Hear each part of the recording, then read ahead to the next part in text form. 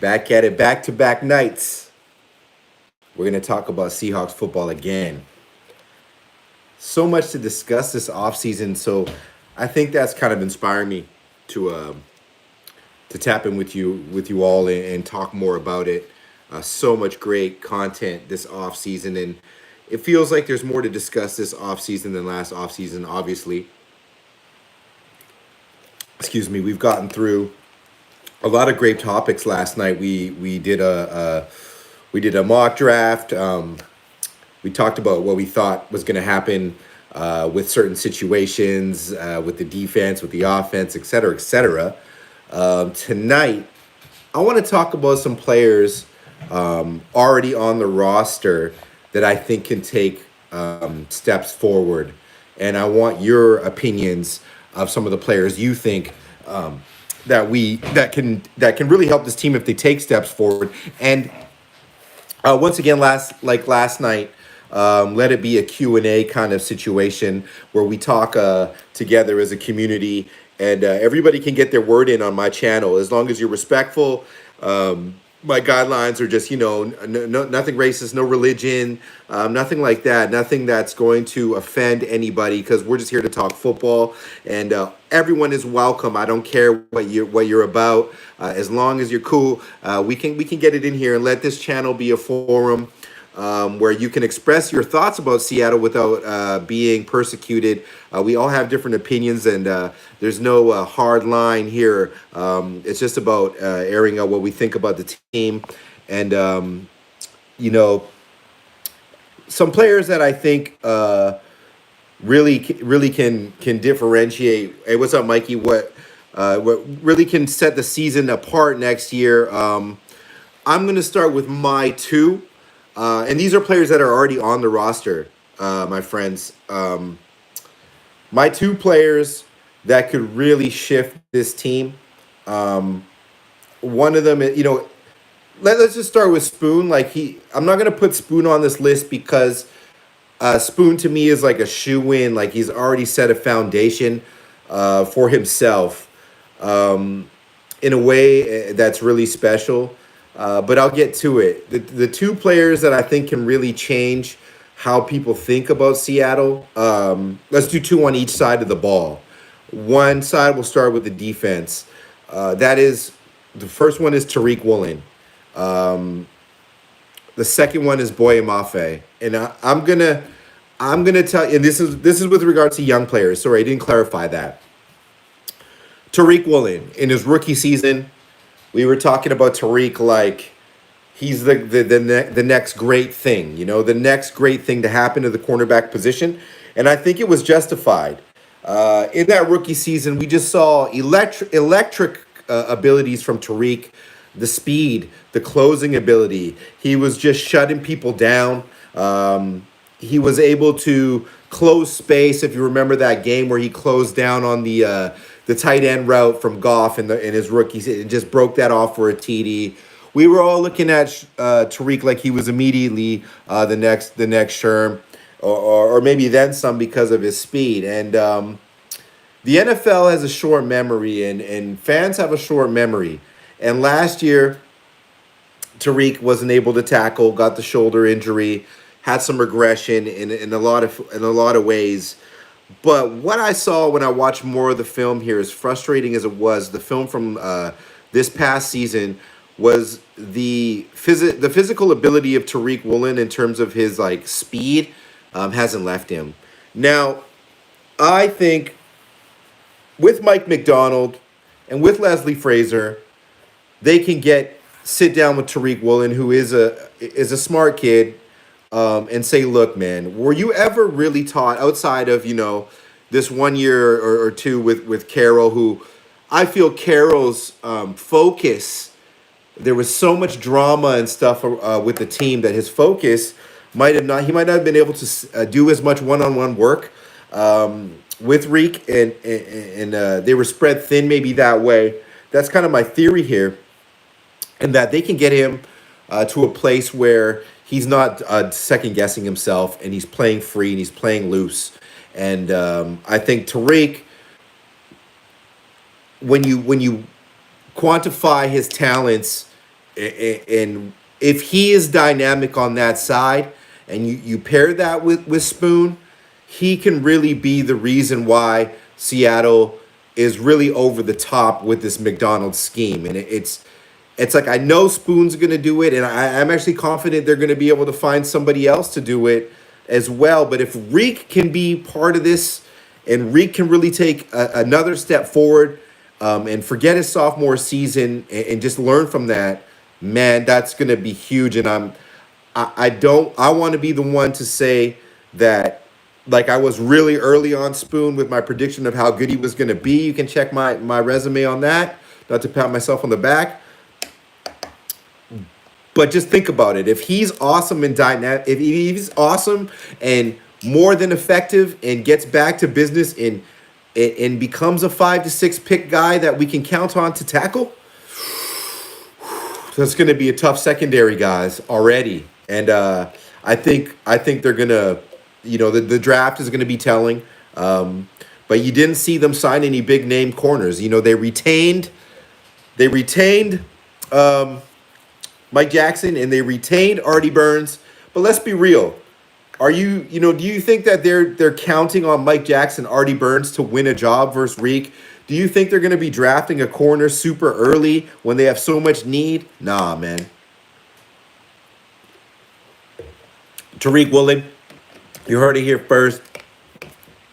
He's a beast, guys. He's going to be able to get this done, and it's going to be awesome. Before I get into your comments there, Mikey, I'm gonna stick with Boye Mafe as my second choice on defense. And Boye Mafe came out of the gates roaring, was asked to do a lot, and he's just continued to improve and become more and more sound. If Mafe gets to a place like where he's even 80% of Max Crosby, but 100% of Boye Mafe, we're overlooking of how good and how talented he is. I think that Mafe came out of the draft and we kind of thought it was a bit of a reach, and he struggled a little bit early trying to find his wings, and he got into the weight room and he didn't lose any speed. And there was a few plays last year where I just thought, man, this guy is really like elite level ability.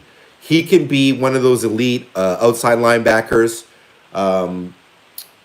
He played at Minnesota, and the scheme wasn't really fitting him early in his NFL career. But man, I just see the speed and his ability to track down quarterbacks and track down things in the flat and drop into coverage.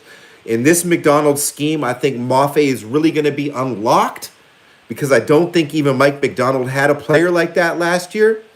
You weren't going to be getting that out of Clowney when you dropped him into coverage. Mafe, you drop him into coverage at the right position, that's a pick six.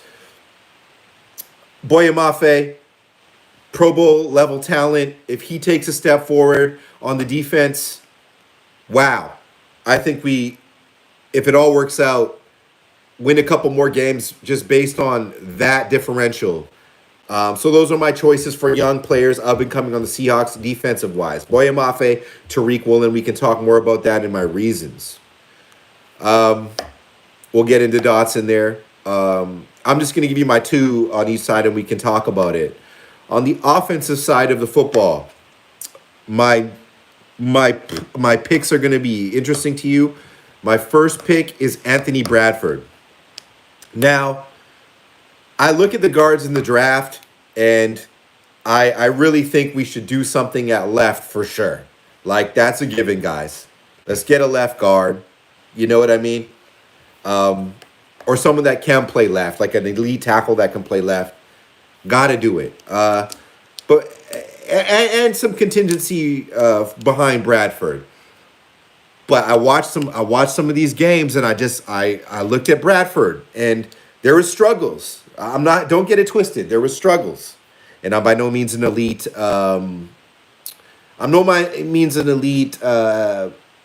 Scout of offensive line play, particularly inside offensive line play. But I do understand football to a degree, and he is physically so strong and so powerful off the snap that I don't think there's anyone in the combine at guard this year that has necessarily that power, that ability, uh, that pure talent and nastiness that he possesses. There's better guards, more well-rounded guards at this stage, but he's really young.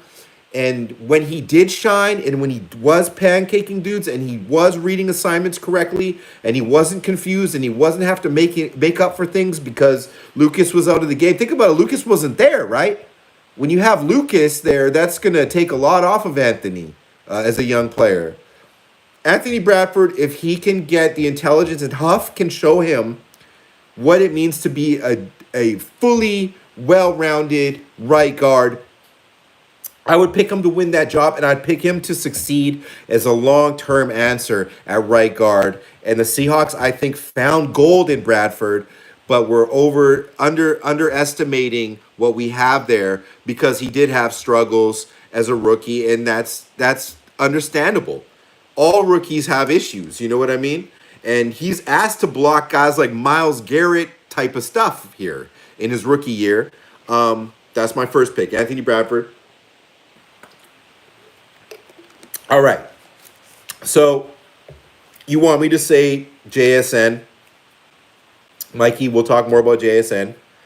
Yes, JSN was underutilized. JSN, though, I always have had JSN as the successor to the Lockett, but he's his own guy. And JSN to me will become, and kind of already is, pseudo a star player. The stats, he wasn't used enough. But JSN isn't one of those guys because I think JSN is an established long-term answer at receiver with Metcalf already. I'm fully in, Justin, for sure. My second pick on offense, guys, is going to seem corny, but it's Jake Bobo.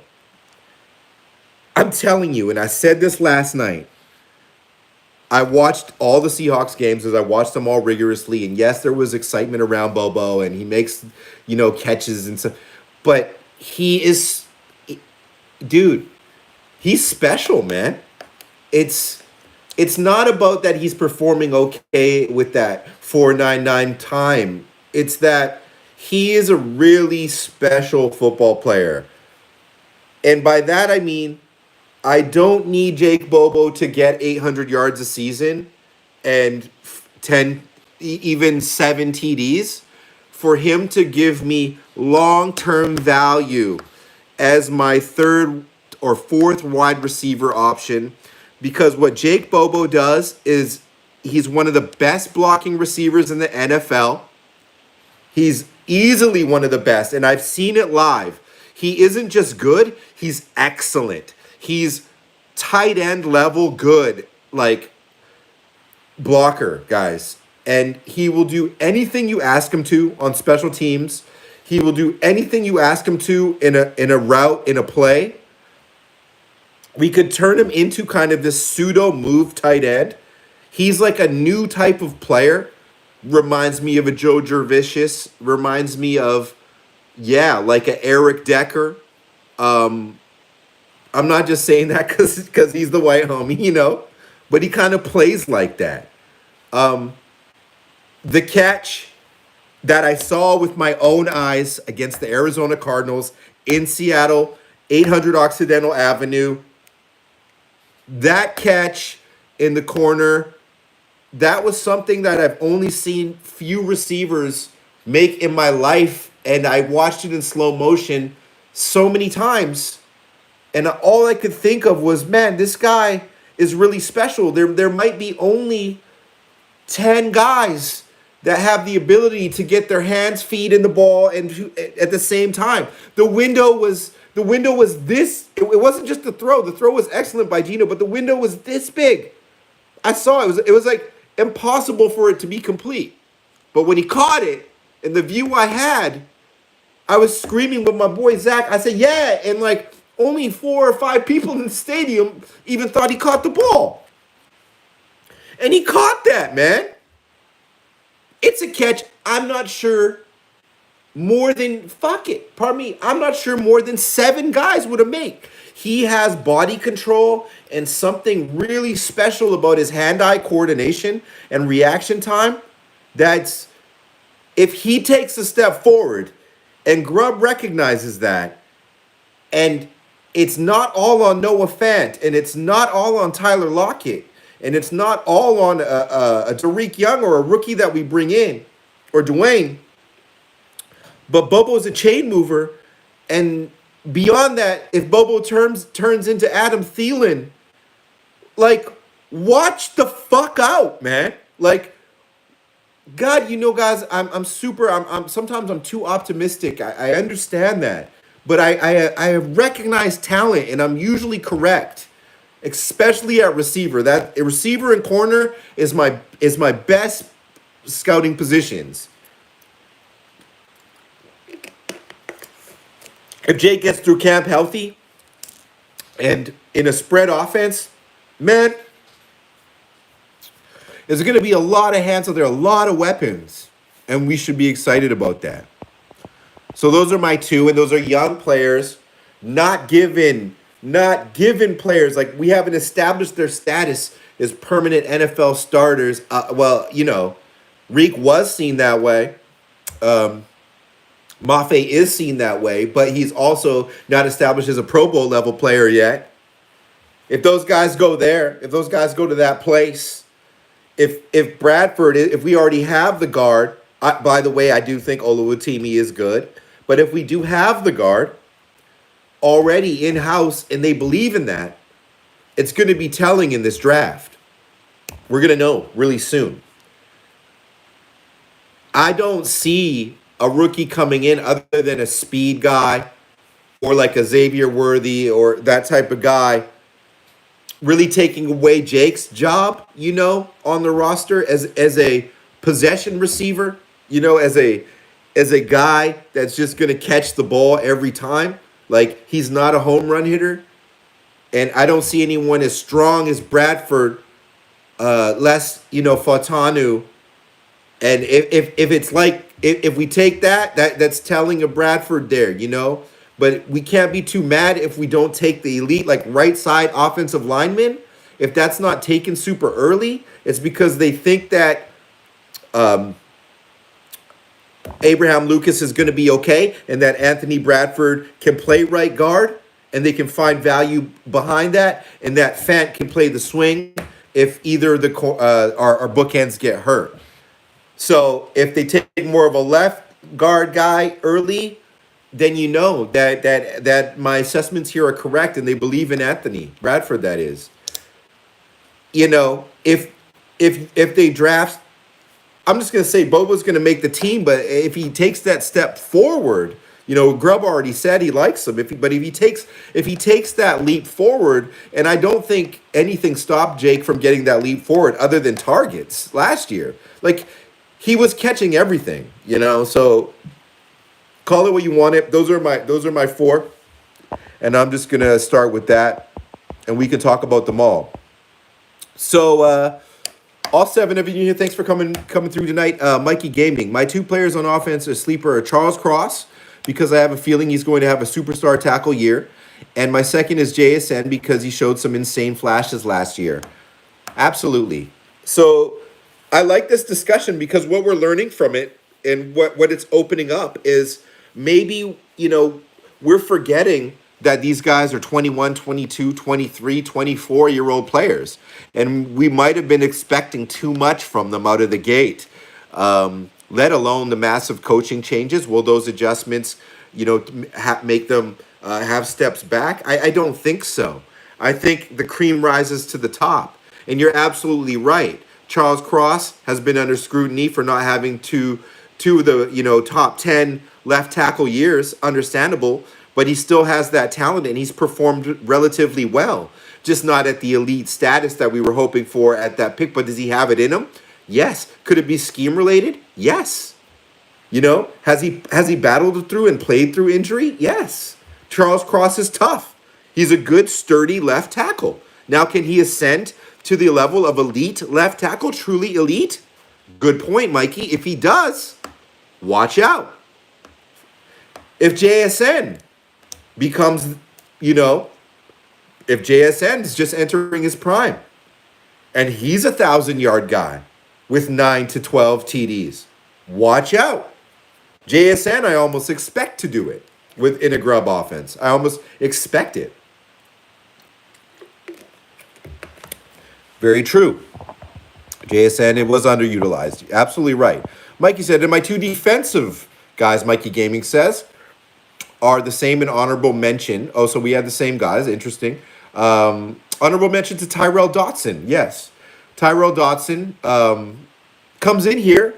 The more tape that I've watched, and a lot of YouTubers and a lot of content on Tyrell Dotson and a lot of opinions with the PFF grade, and he's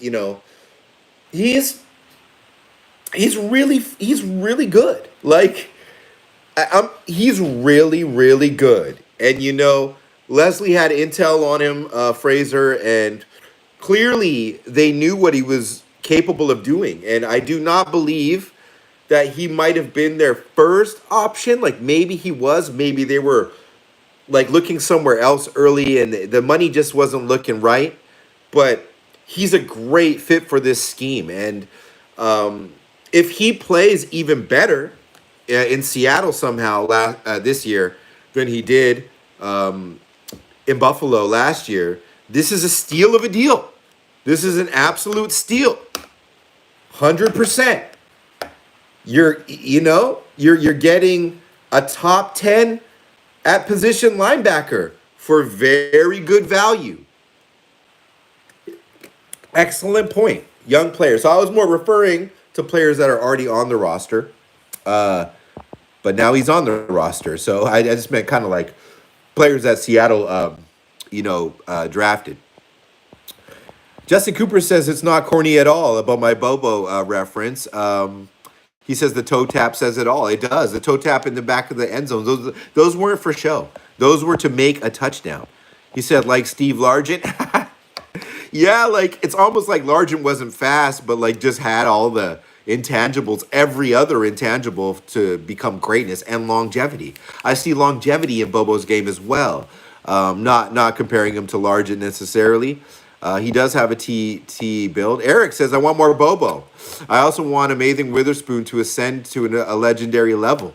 Yeah, so it would be so fun to watch Spoon take that leap, like to become truly the undisputed best defensive back in the NFL would be amazing. Like if he went to that place, because like Spoon could also play every position I believe in the secondary, and I even believe like obviously he would get washed out, but he can play at the line of scrimmage as good as any DB. So that would be good. Mikey Gaming says he has very good sideline awareness. That's really true.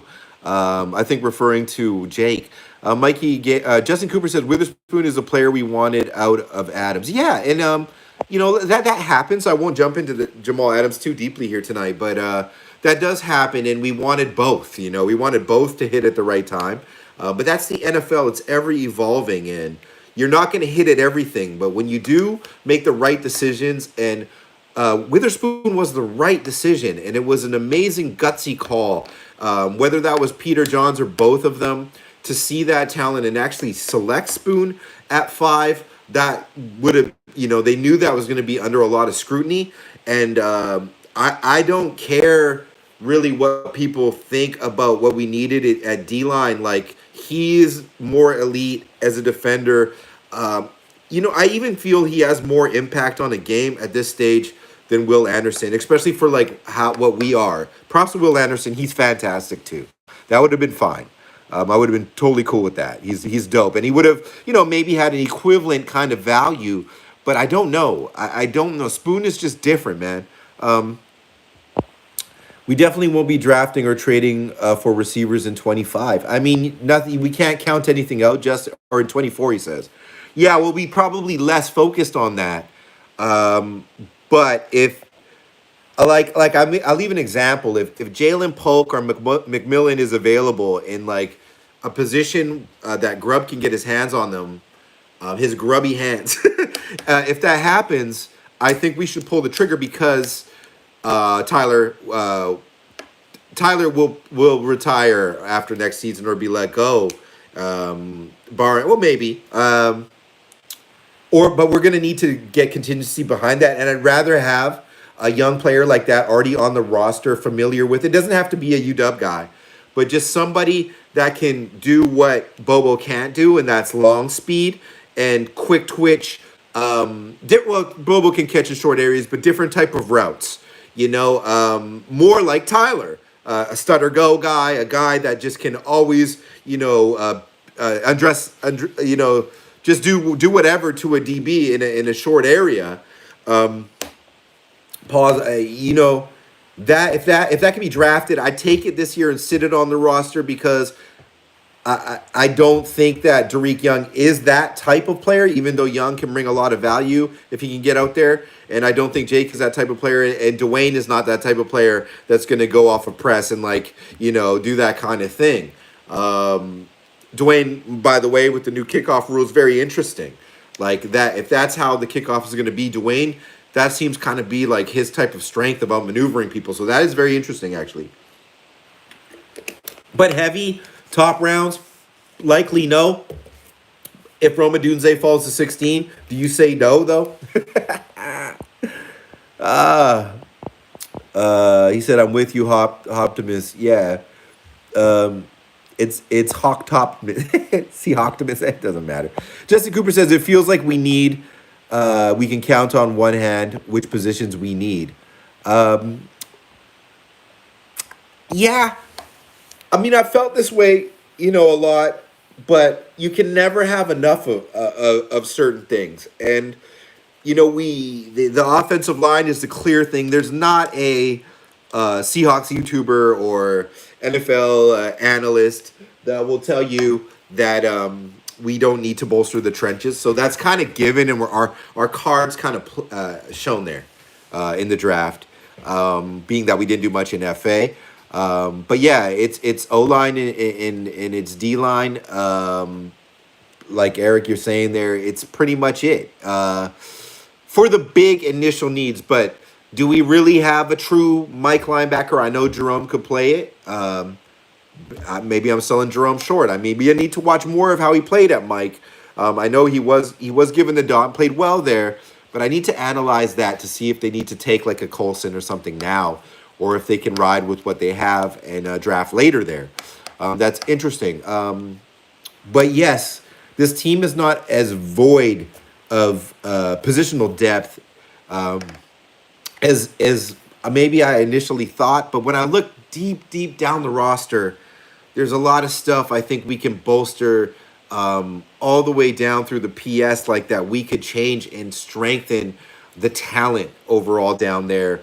I think a lot of the guys are just really good at certain things, but they don't it doesn't give me that holy crap, player 1 through, not that any teams do, 1 through 50 is just this is nuts. No really team has that, but we're not quite there. So that's why I'm saying continue to go best player available, because if we keep doing that and we stick to that philosophy, it's got us a really nice core of talent already. When we run down the Seahawks roster that we already have, and that is thanks to not only just the trades, the Wilson trade, but just a couple seasons of straight off seasons of straight drafting properly. Finally.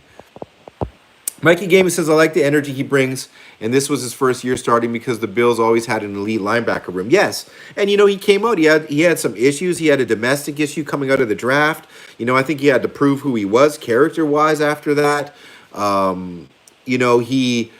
He's a little undersized. I hate that title because he's almost the prototypical size for the new linebackers.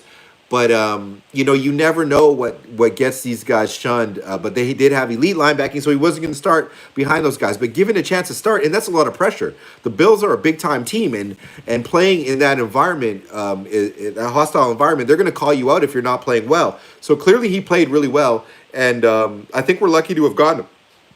And Jerome. I said it last night. I don't think when you look at the overall sample size that they're better players Of course, then the legendary and historical Bobby Wagner, put him in the rafters, give his gold jacket right away. But their speed and athleticism at this age and at this time, and for what we need in this scheme, those two linebackers are going to show out and drastically impress. That's my take on that. He did do very well. Witherspoon hits like a truck, like a mini cat. Yeah, he does. Witherspoon hits like a one of a kind for a corner of that size, for sure.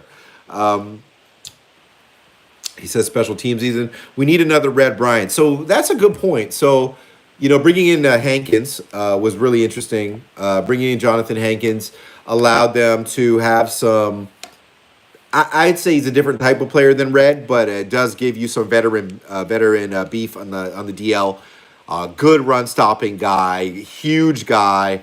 Takes some pressure off those who are beside him, and can be a rotational player with Reed. So that's cool, but I wouldn't be surprised if they're also just like, okay, Byron Murphy, Jers Newton, like we don't have that type of short, quick twitch young guy on the inside.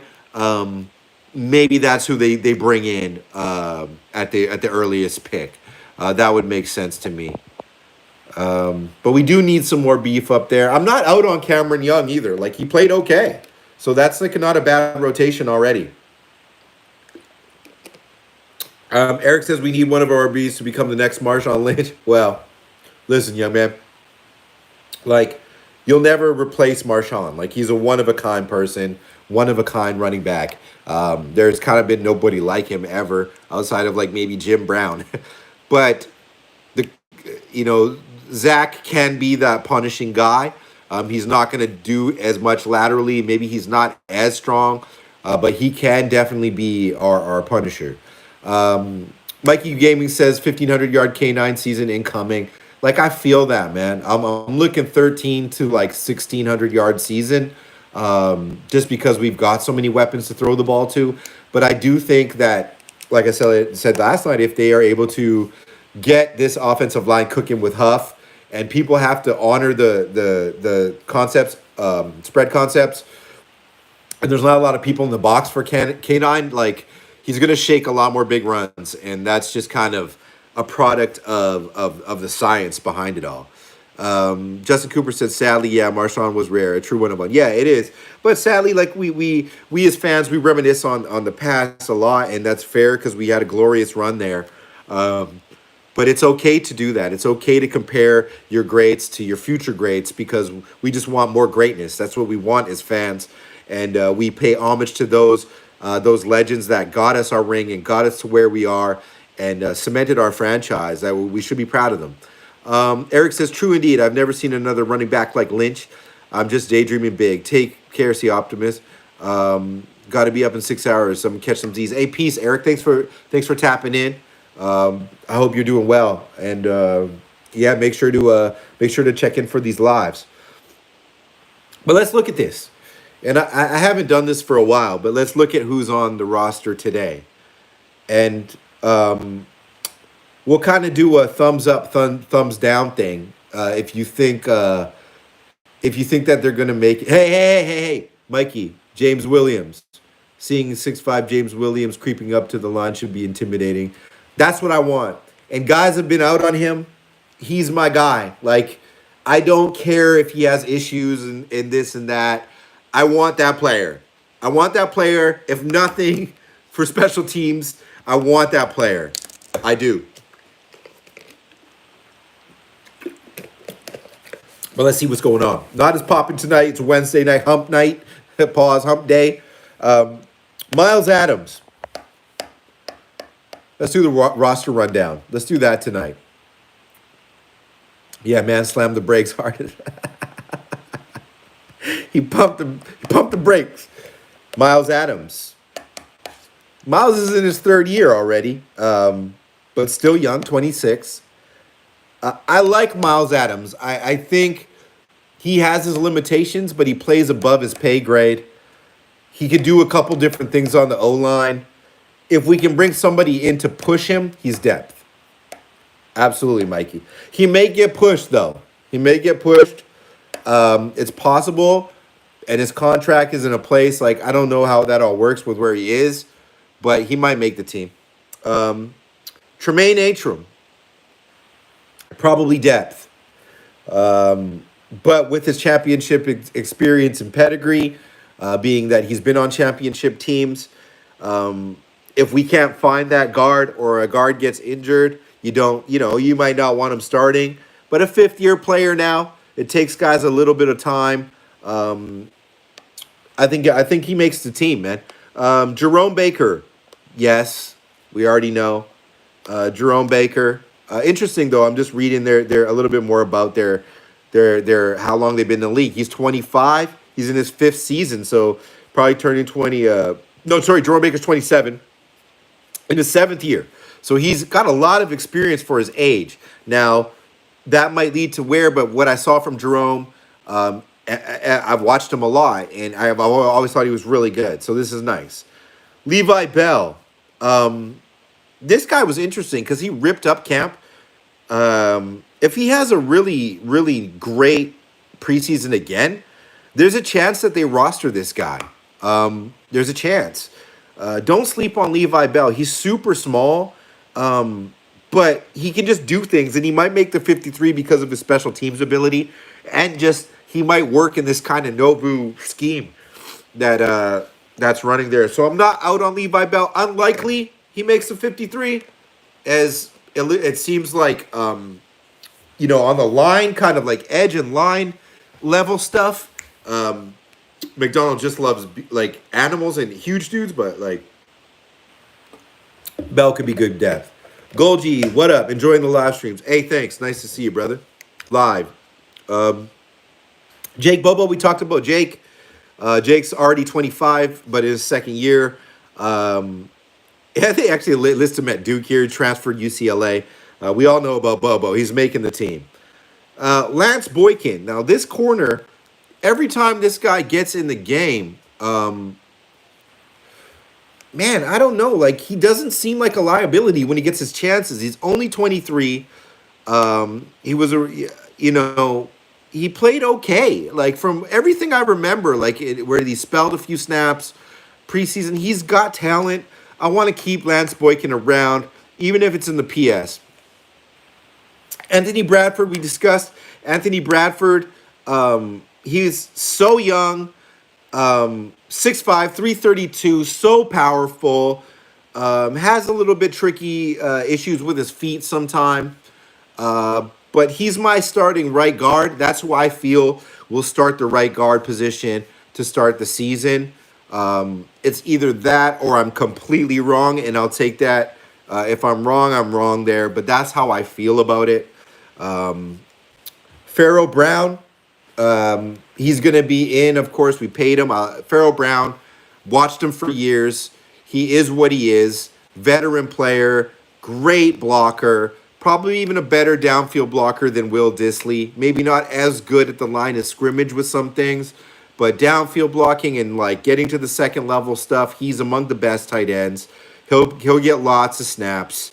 That was a huge pickup by Seattle. Of course, he was under the radar, man. He's been on terrible New England teams, but he's been springing dudes for runs in New England for a while, man. Trey Brown. You don't let this guy go. He plays with fire and tenacity. Trey Brown is a great player. He's going to make the team. Kobe Bryant. This is where it gets interesting. Kobe Bryant is not a shoe-in to make this team. I really like him. I liked him coming out of the draft. I think he's incredibly instinctual in a lot of ways, but I think he's playing too safe. And after that one big hit in the preseason, I just wanted to see more of Bryant being aggressive, but he can absolutely make the team as well. He's a good player. I don't think they'll find a place for him at corner, maybe at nickel, but I'd bank on it, though, that he has the ability to make a good case for himself. Latrell Bumphis, nose tackle at Tennessee. I have not seen enough. But he's only 280. That's probably not going to fit what McDonald wants there. But let's see what happens in camp. Second year out of Tennessee. Artie Burns, veteran, 28. They paid him. What more do you want from Artie Burns? Like, he played pretty okay, like there was a couple scenarios where he played pretty good, but he's so versatile. And just, that pseudo still kind of young veteran presence. Artie makes it. I mean, we can't have 20 corners make it, but it's very Seattle for that to happen. Zach Charbonnet, he's, get yourself a tall glass of Chardonnay. He's going to make the team. He's an awesome player. Underutilized for what he could do. He missed some cuts. He stumbled a little bit. Like, he could have even had a better year on his own accord. But Zach and K9, I still feel that could be extremely scary. Charles Cross, come on. We talked about Charles, but can he take that elite step forward, like Mikey Gaming was saying, to become a pseudo or like ascending to elite left tackle? Super Bowl winning teams have elite left tackles. It's just tackles. Period. McClendon Curtis. That's interesting. Like, they like McClendon Curtis, but he didn't get like any reps really. We'll see there. This camp's going to be really good. Michael Dixon, in my opinion, the best punter in the league. Tyrell Dodson, we talked about that. Fifth year out of A&M. D. Eskridge. For D to make it, he's going to have to explode in the kick return scene. From there, he could, maybe start taking some snaps in certain scenarios. But D has all the speed and talent in the world. He just, what it is. He just can't break. George Fant, he's on the team as our swing tackle. Noah Fant is our tight end 1. Stone Forsythe, I think he makes the team too, because unless he wants more money, that would have happened. I mean, Stone, I don't know. Let's see. At worst, Stone could be cut. But he also's got a job in this league for a long time, because he played admirably, and he had some good games and some bad games. But he had some good games against elite competition as well. Bobo over D for sure, but I think D could make the team as a kick returner. You know what I mean? Maybe you list Bobo at tight end. Matt Godel. He had a couple of flashes in pre. At his size, I don't know if he's that guy. Shout outs to you, though, Matt. You're an NFL, I think, caliber player. Derek Hall needs to take a leap forward. Derek Hall makes the team. Jonathan Hankins, yeah, man, that's Hankins, man. He's the run stuffer. He's the meat and potatoes. He's on there. Nick Harris, Washington guy, familiarity, brought him into backup Olu. If he pushes and beats Olu, I'll be impressed, and I won't be mad at the guy. But I don't know if he has that type of talent for that. Sam Howell, he's our quarterback 2, with long-term quarterback 1 upside. That is what it is. I don't care what you say. That's what's happening. He's the backup at a value that we got at a good value on a trade. Would you rather have had who backing us up this year? Tell me. If Gino goes down, who do you want to be the backup? You could say Justin Fields. Fair. But Justin Fields doesn't work in this type of offense. So, blue Powerade over red Powerade. I'm going to get sponsored by Powerade, how much I drink it, and if the channel blows up. Sam Howell. Mike Jackson. I'm going to be real about Mike Jackson, guys. He's one of my favorite Seahawks to watch. You know what I mean? He comes up and makes tackles. He gives everything, man. He gives it all of his heart. But the downfield completions against Mike Jackson, they ruin me, man. They absolutely tear my heart apart, man. Maybe his style works in this scheme because like lesser speed corners have worked in Baltimore. But like that's how I feel about Mike, man. Like I love the guy. I love his tenacity. I like his size that he plays at. Probably our best tackling outside like maybe even more like he can tackle bigger guys easier. But man, like those downfield completions, man, they just I can't help but thinking that those get attacked by like Puka Nakua and like, the guys on the schedule. I don't know, Mike. Like, obviously, he could be on the roster, and I just hope he does excel here because I like him. Rayshawn Jenkins, he's always been one of the more underrated safeties to me. Um, and I like what we have back there in this scheme. I didn't want a kid right out of the gate because I like that because I want to develop something, but I'd rather have him back there because he's fast enough and he doesn't give up a lot of completions back there. Quandre takes away a lot, but gives I think a bit more underneath, like allows you a little bit more underneath. Well, sometimes Ray John seems like he'll pop it. Long like career wise over the career, I think Quandre is the better player. But where Ray Sean is now in his game and in this scheme, I like it better. Call me crazy. I wouldn't have been mad at Diggs staying either, though. Love Quandre Diggs.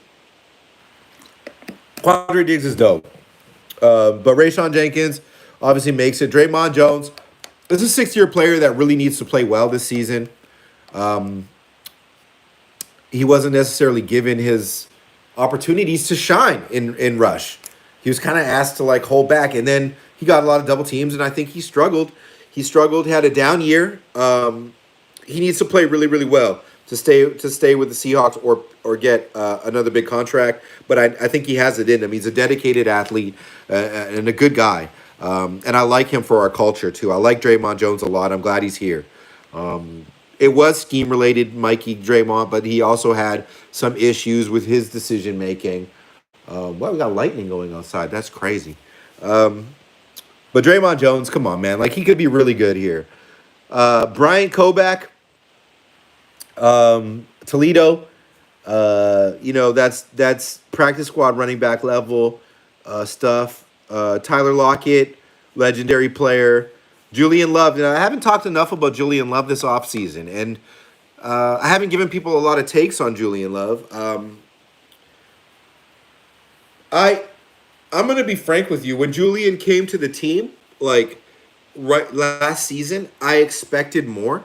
I expected him, even with having to take a lot more of the pressure once Adams got hurt. I expected more, but I also am not sure that Julian was really allowed to be him, not allowed to be himself, but could be himself because there was so much concern about stopping the run and so much concern about zone coverage that he was just kind of in no man's land a lot. And that really hurt his coverage grade. When I know he has the ability to, you've clearly seen in the games where Julian is firing away that he's breaking on the ball at the right time. I think in the McDonald's scheme, Julian Love is going to be sneaky good, could be really good because Julian is a really, really good football player, man. So I'm excited about that, and we're kind of sleeping on him because he had a tough year in coverage. But he's a playmaker, right? Like Julian can make plays, and that's important to McDonald. Like, can you make game shifting plays? It means a lot because it's like he sets up the defense that you're going to get your chance to make your splash play, you're going to get your chance to make your pick, you're going to get your chance to get your sack. That's when you have to get it done. Stringfellow Hawk, fins up. Congratulations winning that QB trade. Your defense looked young and hungry. Thank you. I appreciate that, Stringfellow. Shout out to Dolphins. Yeah, it's looking decent, man. Like we got a good young core brewing. We're getting younger and younger staff and everything around. So, it can't really be classified as a pure rebuild because we already have some really good talent, that's already there. And some of these FA talents could stick with us for a while too, particularly Dotson, even Baker for a few years. Okay, I'm going to keep going down the roster here. Tell me if this is boring, guys. I'll do something else. But that's all good. Yeah, the OC hiring Huff. Yeah, Grubb. I mean, that was huge. Pardon me. Where was I? Abraham Lucas. Abraham Lucas. Gosh, like if this knee is okay, like this is so big to me to the state of the team. If Lucas is doing it, because if we have to use capital to, even have contingency for Lucas that has more upside than George Fant, that's gonna hurt us. So let's hope Abe's surgery went well and they're not blowing smoke and they're telling us the facts that this guy can play because he's exceptional. Abraham Lucas is an exceptional football player, not just good. Tyler Maybury, like the kind of forever practice squad tight end, kind of just does everything you ask him to. Maybe he's career practice squad for Seattle. Maybe he catches on somewhere else. A little bit too small to be a T3 even on this team, but good player. Probably not on the 53. Boye Mafe, I talked about him in the intro of this video. Boye Mafe, I don't know if he gets to Max Crosby because he isn't the kind of guy that's going to constantly be blitzing all the time, but he could be something else. Like he can be his own thing. And when I saw him turn up his run defense this year, man, I'm really excited about Boye Mafe, guys. I really am. And I like the way he talks, the way he carries himself, his background, his ability to learn, his humility, his explosion to the ball in the flat, off the edge. Dude, we have a gem there, man. Boye Mafe. Kenny McIntosh, another player I'm extremely happy about. If there's a sneaky injury there that's made Kenny not, no longer himself, like something weird with that shin, fine. Like that would suck. But still relatively young enough, not a 22-year-old guy. But if Kenny can come out there, I'm one of the guys I'm going to be watching the most in camp because it is important. It is important that we have a deep running back room. Look at the Ravens, man. Like they had, Lamar can take some of the load off running, but I mean, Gus Edwards. When Gus Edwards is like almost a 2,000-yard rusher, you don't have enough depth, right? And then Keon Mitchell went down. I want depth like that so we can still be good if we have issues. And K-Mac can take snaps. He doesn't have to just run, get screens, So I like that. I really am hoping that McIntosh can be that dude. He's super talented. I know he's good. We just need to see him get through a preseason. And man, he's got great hands too, guys. Like, dude, God, remember the dude we had? Come on, man. I know every Seahawks player. He went on to Washington. Why am I drawing a blank? But Russ threw to him a couple times in the end zone. He caught everything in the flat. He could be that type of player, except actually get rushing yards from the line of scrimmage. God, that's running me blank. I'm so sorry. I love the new DC ad. Andrew Nguyen says for sure. We're looking really good in the coaching staff. Stringfellow says, I think a great OLT will make it divisional easy. Interesting. I can't quite interpret that, but that's I'm not Einstein. I'm not out here parlaying with Oppenheimer by the pond, if you know what I'm saying. Mikey Gaming says, I hope Abe is good, man. He is very talented. Let's continue this. 6 of you guys here, and it feels good. Like, sometimes I've done these streams, and I've had up to, like, hundreds of people. That's usually during game stream. Offensive tackle will make it divisional A. Yeah, I don't know. It's just such a big deal if the tackles we have already are good. Anyways, yeah, I don't care how many people are on it. I just love talking football, and I'm so glad you guys are tuned in with me. That's Kenny McIntosh, second year out of Georgia. Didn't get any time last year. Had to get redshirted. DK Metcalf. DK Metcalf is in his 6th year. We all want DK to be a 1,400 a year guy with 10 plus TDs.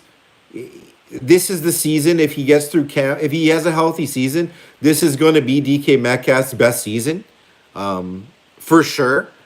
You can no longer only you can't put everything over to him, or JSN's going to score. Especially with how Grubb is going to write this up, especially with how Grubb is gonna chalk this up. Get excited about that. If you leave these guys, if you start doubling guys and you can't disguise your coverage because, dude, someone's going to be open, man. And I know I said that last year, but Shane wasn't able to do that. He wasn't able to figure that out because, and it's partially because we didn't have enough pass pro or time. But I think DK is gonna snap, bro. Like he's coming into that age where like D Hop was, like where Devontae Adams was. Remember, DK came into the league at like 21. He's already like on a top 5 trajectory at his age with getting like pretty minimal targets compared to some of these other guys. Now, I'm not trying to say he's the best receiver in the league, but he's one of them, at least one of them. And this might be the year we start talking about DK Metcalf in a different light. Because Ryan Grubb is going to get him the ball, like in ways that Shane couldn't. And not try to make it too tricky. You feel me? It might look like Matt Ryan to Julio Jones kind of shit, guys, where it's just like, why aren't we just running them on a casual slant or shallow post or just getting them the ball? And if the first guy misses, we've seen it a few times with DK, but not enough. He sheds the first tackle or he catches it running in stride. Good night, Irene. You know, like Ryan Grubb can make those things happen. And like, you know, watch out, man. You know, Tre'Davious White and whoever is the divisional corners, you know, that's not going to save you, man. It's not going to save you from what's about to happen. Like, mark my words, on the offense, I got no issues. Like, we get even 20% better O-line play. This offense is going to snap, boys and girls. It's going to snap. Like, Geno Smith, no, he's not Patrick Mahomes, but Geno Smith, he's a 70+% completion guy. He's going to make his throws, man. Like, don't trip out here. Like, this is going to be crazy on the offense at least. DK Metcalf, man, one of my favorite players ever. Mike Morris, that's exciting. Mike Morris, big boy. Michigan. He's good. I think he's good. And he's only going to get developed by these guys and get better. He's going to make the team. Mike Morris. Jason Myers, that's our kicker. We're tied to him. Could be worse, you know. Cheddar, Cheddar, please just take it easy. Get healthy. Be out there week 1, Cheddar. That's all we need, man. Cheddar is kind of like the low-key, like, soul of the D-line. Like, you know, Jaron, but Cheddar, like, you know, I don't even know how old Cheddar is, man. He's young still. I think he's 27. Yeah, 27. Like, dude. And his game translates to be able to do it at the age 31, 32. So Cheddar might be like our long-term guy, like our Cliff, you know. He's awesome, man. When he left, a vacuum left that D-line. And I know a lot of guys have talked about it, but a vacuum was a void of energy and tackling ability and pressure. We are lucky that he came to our team and we signed him. Before I get back, I'm going to go to some of the comments here. Jesse Cooper said, all of us breathe Seahawks football. Yeah, it's the offseason and we're still here. DK is going to go off, yes. Mikey Gaming says DK Metcalf will have 1,600 yards and 12 TDs. Like, that would be mental, man. I think more like 1,300 yards and 14 TDs. Because JSN's got to get a buck. You know, probably $1,000. Jake's gonna get you 580 and 4, maybe 5. And you know, Noah's gonna. So I just think that's what pulls for Metcalf, but that's a good thing in the sense that we're gonna have some energy down the stretch if this all works out. But it could be the time. The new hip drop band buffs DK. Wow, Justin. Holy. It's insane that I hadn't thought about that. Because they were just talking about, like, how are you going to pull down Derrick Henry? Okay. How are you going to, if DK gets up to speed and he's ahead of you, how are you going to hit him? Whoa. That's a crazy point, man. God. Stringfellow says double anyone that offense and you're losing at least two options. You're leaving two options open. Yeah, that was why last year was so frustrating. Like Shane, why couldn't you made that happen? Even on hot reads, man. Jeez. The Bloody Grimoire says, how you doing? Fat JSN, the RBs, look out for sure. Is look out, man. And it's been that way. Our offense wasn't bad last year. It was just underachieving for the talent we had. And they blame it on the O-line. And, like, that's, like, okay, man. The O-line was a mess. It was, like, it was a different combination every week. That combination was never really healthy. And you look at our schedule last year, like, could we have played any better D-lines, like, historically? Like, geez, man. Holy crap. I'm surprised they're alive. Take that. Ask Falcons if they want those days back. Yeah, for sure, man. I'll take that. Yeah, that deadly, like, peppering Julio on the easy routes, just getting them open. They didn't double DK or hip drop tackle him. The league is in trouble. It's gonna be weird how teams take advantage of that defenses that way, and how defenses are going to be able to adjust, because yes, it sucks. Like, I don't like the hip drop stuff. I hate those ones that, like, go on their ankles. I don't think it should have been so cut and dry, like, because I'm all a defensive guy, right? So, like, I empathize with these smaller players. It should be just like, you have to get to the side kind of like thing. I don't know, but it's going to be interesting, and it is all to promote scoring. And prevent, like, leg injury, I suppose. But also, when you make these players go away from their instincts with football, they get injuries in other ways because they're doing things that are awkward and not what they grew up doing their whole life. And that has the body working in different ways that it's not used to bending and turning to try to make things happen. And then you'll see injuries in different aspects. You can't avoid injury. But if you're the NFL, you can promote scoring and fantasy sports, because that's what sells to casual fans that only want to watch scoring because they get excited when they see bigger numbers, whereas in us true football fans have seen some of the most exciting games be 14-10 games. The action is not purely predicated on the amount of scoring. That's my 2 cents. Justin Cooper says we should pass a primary team. We should be a pass primary team. Running is a must. But yeah, it's going to go hand in hand. And remember, Grubb's running game was pretty good, with an okay to good running back, but nobody like the talent we have. We were lucky to have Cheddar. Yeah, Cheddar went down. I felt like the D-line went down. Yeah, bro. Mikey, like, it felt like they were just able to attack that side of the field so much.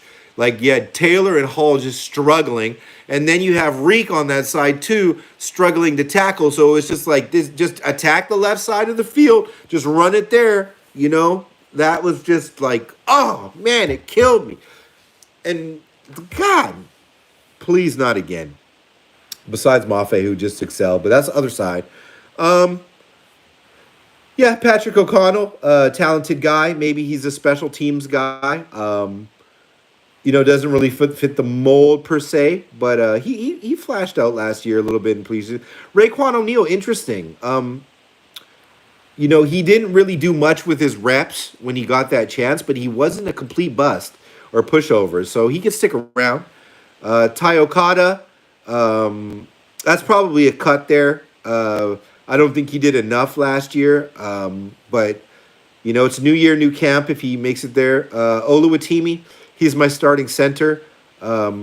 He's bigger than I thought, like he plays so low with leverage, but that's what I like about Olu. So Oluwatimi is the starting center for the Seattle Seahawks, in my opinion. Many will disagree, and that's fine. Jaron Reed, we're going to get 1 or maybe 2 good years out of Jaron Reed. I hope he retires a Seahawk. He's played great. Too many snaps for a guy of his age and what he was asked to do. But Jaron Reed, probably going to be your starting nose, barring a bigger draft pick there. Jarek Reed the second, let's keep him around. An amazing special teams player. Didn't get to see enough of him at safety, but you just know he has it in him. Great energy. John Radigan, love him to death. Great special teams guy. Probably a cut. Brady Russell, that's probably a cut at TE there. Um, Geno Smith, starting quarterback. JSN, star in the making. Chris Stoll, that's an underrated thing that we got. Chris Stoll, he was really good. Like he didn't really he was really good. Like I did you feel like it was a different player, Chris Stoll, than Tyler Ott? I know talking about snappers is boring, but those things are important. Like Stoll was lights out, man. I think he was like the best long snapper in the game. Jonathan Sutherland is fascinating because he looked excellent on the snaps he got. Absolutely excellent. And if you like Geno Stone, like, maybe Sutherland can be the Geno Stone. I don't know about that good, but like maybe he could be that kind of player. But he's a very savvy football player. Daryl Taylor, let's see what they can do. This is it for DT. So if McDonald can make something of him, not that he's nothing. Like Daryl Taylor has had an okay career. It's just the draft stock is second, and the inability to run stop has hurt DT. Drake Thomas, he flashed a bit. He did flash a bit at linebacker. We'll see. K9, this will be a breakout year for K9. Kayvon Wallace, really like. Now, we've got a lot of... See, so when you start going through these 53s and these charts, you look at it and, like, you can't say everyone is going to do it. Kayvon Wallace is going to make this team. He's perfect for this scheme. But there's more talent than you might think, right? And when you have... I think that the offense is has so much good talent, like at weapons positions, that they're like, if we bring in McDonald and we can develop some of these guys we already have, your Boykins, these types of guys, you don't have to reach in the draft for these guys. It opens up the ability to get what we want, guys. And that's the trenches, right? To get that O-line built up so that for now, Geno, it can do his thing, and then the quarterbacks of the future can do their thing. We have draft position. Kayvon Wallace, I really like. He was a freaking problem, man. Like, when we were playing Tennessee, bro was everywhere, bro. He's nasty. Kayvon Wallace, he'll get lots of snaps and 3 safety sets. Andre Whitaker, haven't seen enough of him at all to make a decision there. Cody White, haven't seen enough. I made a couple nice catches in camp and stuff. I don't know. I don't know enough about Cody White. That's my bad. I need to look into that. Probably PS level. Leonard Williams, one of the best DTs in the league. Lineman. He's just a pure lineman. Put him anywhere. Love Big Cat. Love the signing. Think it had to happen. Aesop Winston Jr., a 27-year-old rookie last year. Man, he was good in preseason, but shout outs to him. I hope he can make it with another squad. Devin Witherspoon, quickly becoming my favorite Seahawk, current Seahawk. Reek, if no one's behind you, brother, I am, bro. Reek, if I know you believe in yourself, but if nobody thinks you can do it, bro, I know you can, bro. You've got a special innate ability, and whatever it takes, I know you've been working on it all off season. I know you're not listening to this, but bro, let's do it, bro. Let's do it, man. This is gonna be awesome, brother. Cam Young, that's the type of sneaky depth. Like, he didn't show out, but he wasn't always a liability. Pretty young. You knew what you were getting in him. He's not the 330 guy. He's more of he's like, what is he? 304? But he's a strong dude. And Cam Young could make this team. And then Derek Young. Man, if nothing else, a great special teams player. We haven't really got to see Derek, have we? But we know he's really good, like talented. He's strong. He could do a lot of different things. So I look at this roster and I go, you know what? For this to be a Bowl roster, it needs a lot, man. It needs a lot. Super Bowl caliber players on this roster, it has a lot. It has a lot of them. But it's cementing that depth. And I'm not going to compare us to other teams. But the depth at it's the trenches that have really left this team void, and we need a rotation, right? Like a full rotation. When we get that, it's going to be back to a playoff level team. If they can do it this year, they can. I'm not saying they will, but they can. To be determined. It did take Baltimore a couple years to get their defense established. But outside of Lamar Jackson, when that defense was getting established, they were still working on getting their offense established. And I think we don't have Lamar Jackson, but offensively, you know, I think we have everything we need weapons-wise. Like, what more could you want? You know what I'm saying? If we can get his tackling at a solid level, he's a superstar player. Yes. He doesn't even have to be an elite tackler. Like, you know? He knows, man. But I think his shoulder never got right. And I don't know if they wanted to designate him or there was something they didn't want to IR him. Something was going on there. Because there's no way, like, from that first season, there's no way he just lost interest in being a top 2, top 3 corner. There's no way. Like, the guy, I just can't wait, man. I just can't wait. I have this vision of him just coming out with this intense tenacity. I just can't wait for that. Like, I hope that happens. I hope Reek just, they test him and he just pops somebody and, like, I can't wait to see Spoon run over there. You know what I mean? Like, that's what I can't wait, because I know those guys are boys, like, on another level. And I can feel it, man. Yeah, so I don't know if he forced the issue of coming back if he wasn't ready, because he was scared to lose, you know, the position. Or, you know, that's live and you learn. But we're going to find out. We're going to find out what Mike thinks about Reek. We're going to find out what Reek thinks about his game. I trust it, though, man. I just do. I just trust it. Like, I think a bigger splash, I think the importance of corner, especially coverage corner, they would have made a bigger splash than Artie Burns. You know what I mean? They would have said, oh, you know, we can get by with just Jerome and whoever we draft at linebacker. I think the writing's on the wall that Willen's going to get his chance, man. And maybe we overblew, like last year was a down year. Maybe we overblew what was going on there.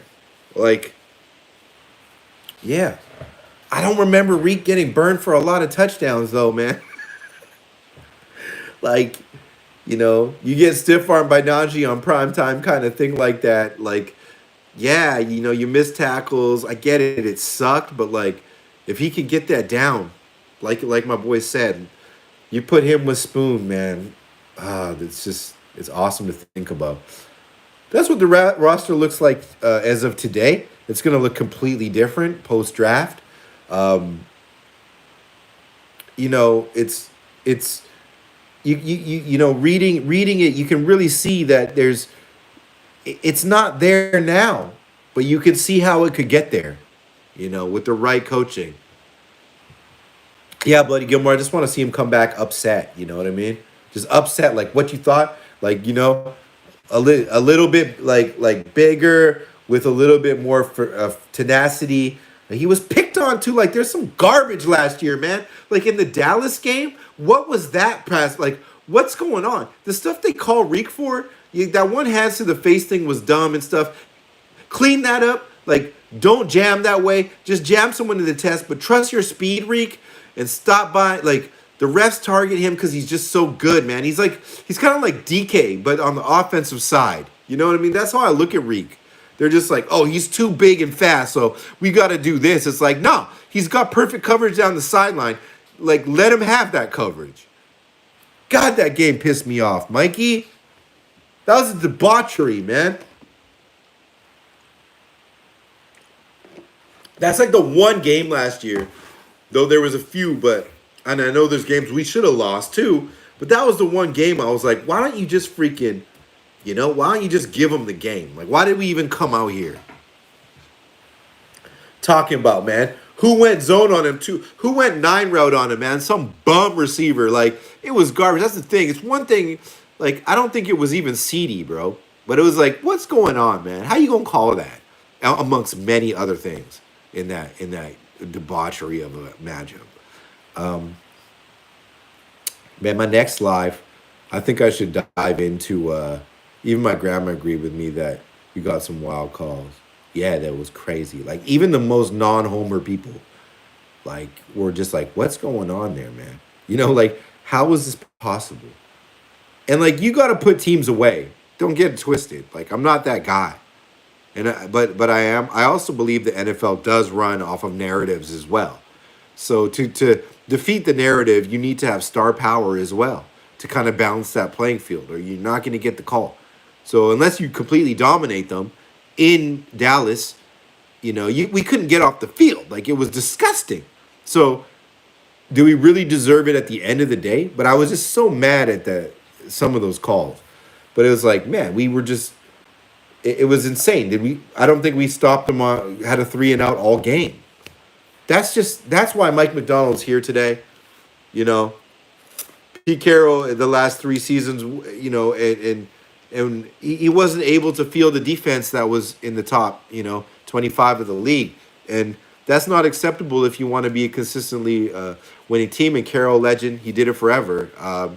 It just kind of got away for whatever reason. And here we are with the prodigy defensive coach that is bringing new, fresh ideas. And football is football. I don't know if any of those ideas are completely new. But I will say the way Mike does it, he's revolutionized a lot of it. And it's crazy that when you watch it, you feel like he's doing so much pressuring. But when you look at the numbers, he's in zone most of the time. You just don't know. And you don't know who's coming. And, it's just... It's brilliant to watch. I don't want it to be exactly like Baltimore's. I want it to be Seattle's way. Meaning, if, like he said, like if he plays to the strengths of what he has, I don't want it to be Baltimore's. I want it to be more dynamic than Baltimore's. I want it to be better than what Baltimore has ultimately. That's what I'm going for, man. If Mike can bring us up to the top 15, it's a great start. That's what I said yesterday. Like, if we can inch into that top 15 kind of range in the first year, that would be a good thing. To me, that would equate to a playoff berth for Seattle. Scripted sports worth billions of dollars. Yeah, like, I mean, call it what you want it. Like, but it's deeper than just plain, like, it's a script. Like, it's deeper than that. You have to play into the ability to have some favoritism in the narrative too, as well. And if you're just playing archaic football, if you're just playing this archaic way and expecting to like change, it's not going to happen. If you expect Cody Barton to chase down Christian McCaffrey, it's not going to happen. It's just not going to work. Oh, man, I know you're joking, Stringfellow. I know. I'm just saying, man, it's just funny as hell. But yeah, man, this is awesome, man. You guys have been with me for a while now. Next quick little hit topic. Jamal Adams returning. Emotional, so much uproar about it. This, that, and the third. I'm going to say this. Jamal Adams is a fiery individual, often injured. I've seen it, man. I've watched like every YouTube video about this. Robbing those guys, they don't want him at all.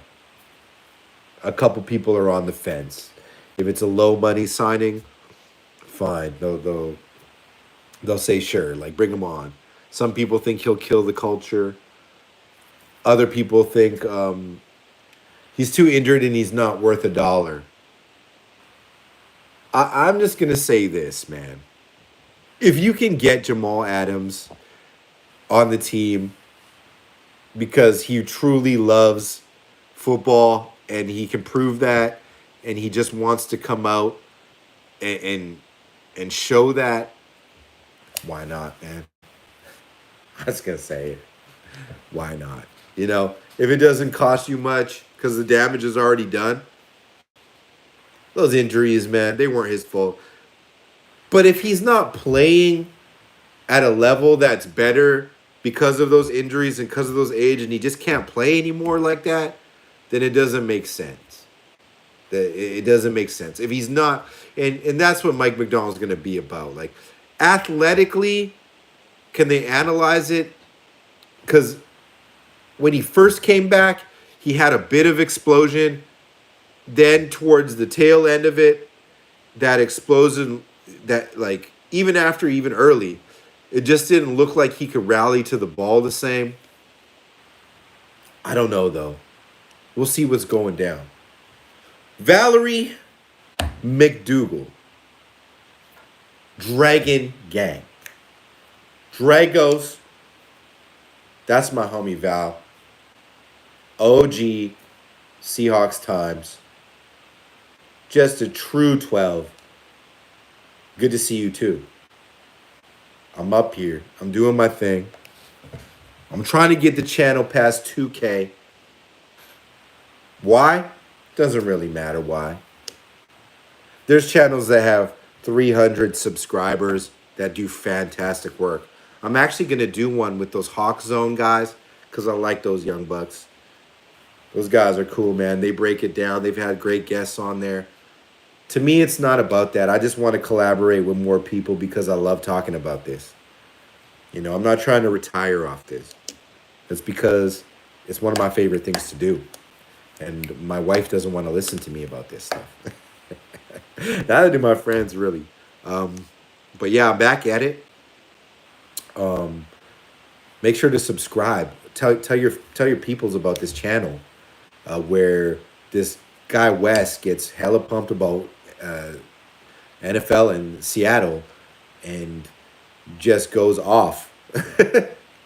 Jamal coming back. No time for the Dragon to retire. Come back as a coach now. But it's a fair thing. Like, I'm not on this like Jamal come back with a vengeance and do his thing. But if the professionals felt, if Mike McDonald and John Snyder and the trainers and all those guys felt that he still could do it, and that injury was like not career ending, and that he would get speed back now because the rehab is there, and he wants to come out and prove something, and it doesn't cripple you, and you can cut him at any time, sure.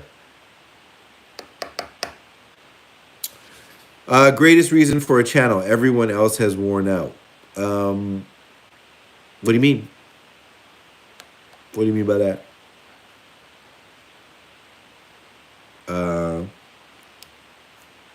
I'm not sure. There's lots of Seahawks channels now, and I'm not like I don't know, man. Oh, wife tired of hearing it? Yeah, for sure. And I like a lot of them. Like I there's not a lot of them I don't like. The only Seahawks like content I'm not really into is like kind of culture vulture ones. I'm not talking about Murph. I'm not talking about that type of thing. You don't have to be a Seahawks fan to make the content, but just the ones that are like don't do any sort of research on the game or any of the players, and it just kind of is like soap operatic. Like, that just to me doesn't engage me. Like, if you just want the news and you just want the straight like 1, 2, 3, and you don't want to get into it, you can check one of those channels. But I just can't stand the ones that like oh, the NFL is in danger because the Seattle Seahawks now have Jackson Smith and Jigba. Like Come on, man. Bruh, let's talk about it. Even the robot voice ones, if they had content that was like not such the obvious, you know what I mean? They're like the ones that are like fear this, and then it's like a picture of like an angry DK and like this and that. Like, do whatever you want with the thumbnails. I'm not here to judge. Get your clicks up, get your stuff, get your money, guys. Whatever you do, but I just prefer personally the channels where there's actual interaction, content, and education around football.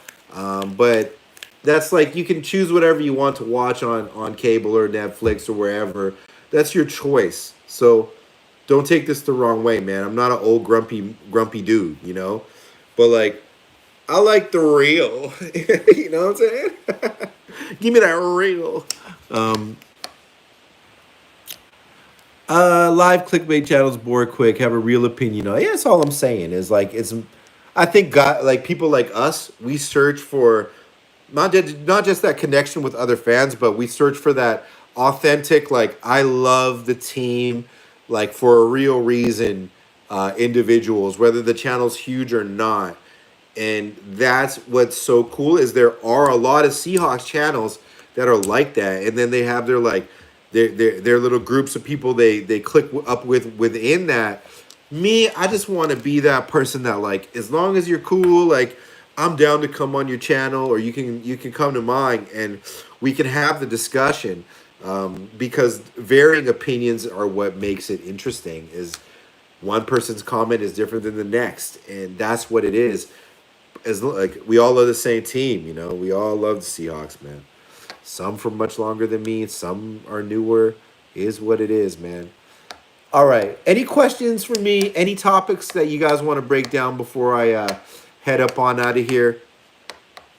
Go watch something. Maybe watch John Wick 4 finally. I haven't seen it. Yeah. You know? Anything that I didn't touch on tonight? I mean, tonight was pretty general. I just wanted to do another stream.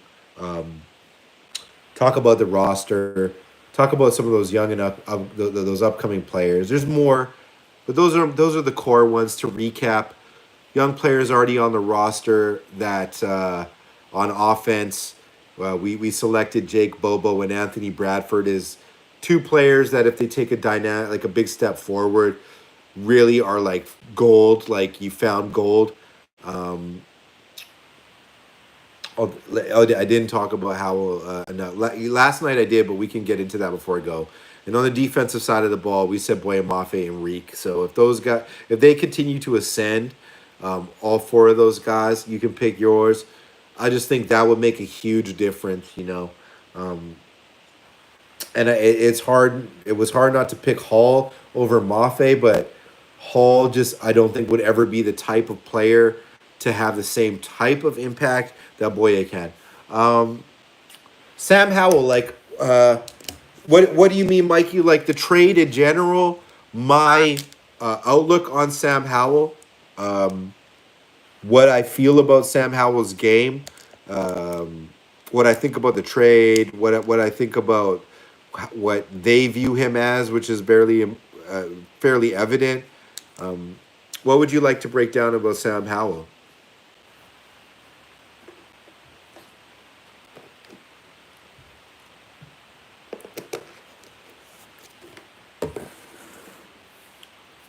Outlook or the trade doesn't matter. Okay, so let's talk about Sam. Sam Howell, with limited offense in North Carolina, did extremely well. With Josh Downs, um, nice running game there for a while for sure. That took some pressure off. Never a ton of. Well, I don't know. That's not fair. He had good receivers. But North Carolina isn't the most like dominant team in the conference overall, so you don't have all the support in O line. So that led him to become quite a good improvisational quarterback, with just an absolute rocket of an arm. So let's start with the arm. So arm talent, you can't teach it. Sam Howell has elite arm talent, like the kind that just he can throw. He can do both, and that's what his stats show. He can throw into amazing scenarios 21 times, and he can throw out of them 21 times. But he doesn't have the lack of power in that arm. Um, he's a gamer. He's he loves playing. You can see that. Um, he loves um, celebrating like the wins. I feel like Sam Howell is a winner. I'll say that he's a winner. Um, the trade capital to me, now that the smoke is cleared, that second extra pick was necessary, I think, because other teams were looking harder than pundits want to say. So that kind of has given me a bit more peace. Um, I like the trade a lot overall. Eric Bieniemy became just a disaster of an OC. McLaurin's luster getting open kind of wore off in the at the LOS kind of level. Um, De'Ame Brown, whoever else they had, Curtis Samuel. None of those guys are really insane downfield threats. Logan Thomas, problems getting separation. Brian Robinson, good player. Um, they the defense was bad in Washington. If Sam Howell had only thrown, 10 to 14 interceptions, he'd be looked at in a totally different light. At worst, he's a top five backup. He'll back up Geno Smith out the gate. Um, and I think the long term vision of Sam Howell that they have is better than what people might think. They're the evaluators. Schneider seems to be able to see quarterbacks for what they are very well. So I'll trust his opinion over mine. Um, do I think Sam Howell can be a long term NFL starter? I do. I do. Um, he was the worst in the league at interceptions and getting sacked. Now, it's to be determined if that is a product of Sam Howell alone or just playing on like one of the worst teams ever. Shout outs Washington, D.C. Um, a year behind our QB will be good for Sam. That will be good for Sam. Um, I think the surroundings, the healthy environment, the support that Seattle gives you is good, especially for a young quarterback or a veteran quarterback. Ask Gino. You know, uh,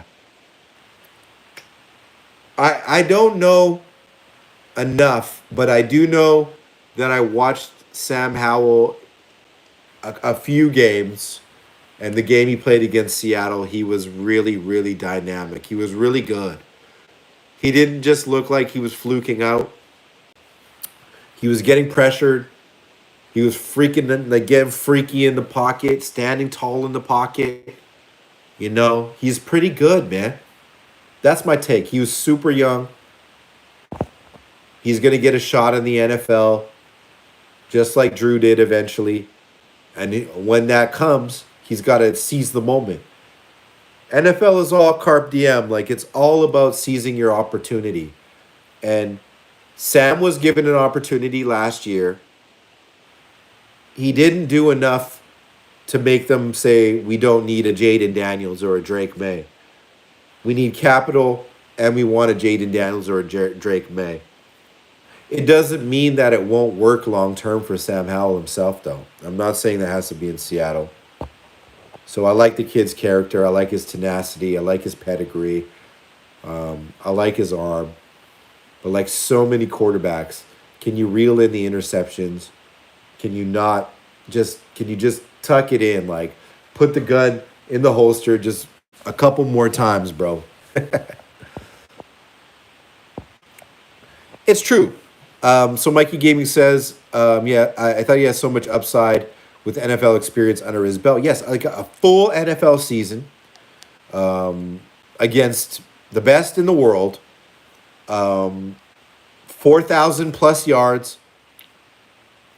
There's quarterbacks that'll just throw 21 interceptions and under 3,000 yards. 4,000 yards, not an elite roster by any means. I bet you he's just itching to show what he can do, and that's why they made that call. Valerie says, still hope we draft a QB complete. Yeah, I'm with it too. Like, I have my theories on what they should do there, but over the next couple years, we'll see. Either this year, we'll see the QB. I just don't feel like they're going to go to FA to try to get that quarterback. Like, I feel they're going to build around a young quarterback. So if Sam Howell is competing with Geno Smith next season for the starting job, I'll be surprised. If Sam Howell is competing with Shador Sanders next year for the starting job, I won't be surprised, type of guy. Which leads me to, I think I'm going to do a video on next year's quarterback prospects and how they might fit Seattle, because that's interesting as well. But this year I want them to get Rattler, yes. I want them to get Rattler and have him battle a three-way battle with young dynamic quarterbacks. That would be exciting. Shift the narrative on Seattle. Who wins the job? Sam Howell, Spencer Rattler, or this young QB? Why not? How fun would that be if you already have an up-and-coming defense and all of these weapons established? That'd be fun, and an O-line and a D-line. Joe Milton, sure. You can't deny the physical traits, man. Yeah, don't become James Winston. Getting comfortable, the game will slow down and will be a top 15 QB play, but always have what the game. Yeah, that's a good call. Any type of gunslinger QB will always have like what did you do that? What did you see there? And OC or DCs will, they'll take advantage of that. But the kid was just under so much pressure. Like how many times was Russ sacked? Like, in those times where the O line was just in shambles. Joe Milton, sure. If you can get him late enough. You doing any more mock drafts in the coming weeks? Yeah, I gotta set up my laptop so I can do it properly, so you guys can see who I pick. But I will, Lara. Did you like the last one? It was kind of cool. Chris suggested I did one. We went trenches, and the outcome was actually really good. Like, we actually got a really good result in that draft. So that was fun, and I hope you enjoyed that. So yeah, I'll do that. I'll do that soon. All right, we're coming up on quite a long stream. Shout outs to you. Thanks for joining. It's your boy Wes here, aka Seahawks Prime. And if you're wondering what that is, that's a combination of being a Seahawks fan, coming from the Transformers G.I. Joe era, 80s baby, and just combining it into one kind of figure that is a funny title that I think is kind of cool for when I make merchandise. That's all it is. But I'm signing off. Much love to you guys. Make sure to keep tapping in. I'll try to keep doing these, and I'll try to keep making videos because it seems like you appreciate them, and I appreciate you. So glad to catch stream. Thanks for coming. Thank you, Stringfellow. I hope you have a great night. Thank you, Bloody Grimoire, Alara, Mikey Gaming, Valerie. Thanks so much. Stringfellow, thanks so much again. Who else came in here tonight? I'm just scrolling through to see who popped in. Justin Cooper, shout outs to you. Thank you. Galji, thank you, man. Eric, I think that was about it that commented. And everybody gets a shout out. And you know what it is? It's Go Hawks. It's going to be a fun season. It's going to be a new season with new energy, all around the facility and all on the playing field. So if nothing else, we get that. Stay sharp. Peace, guys.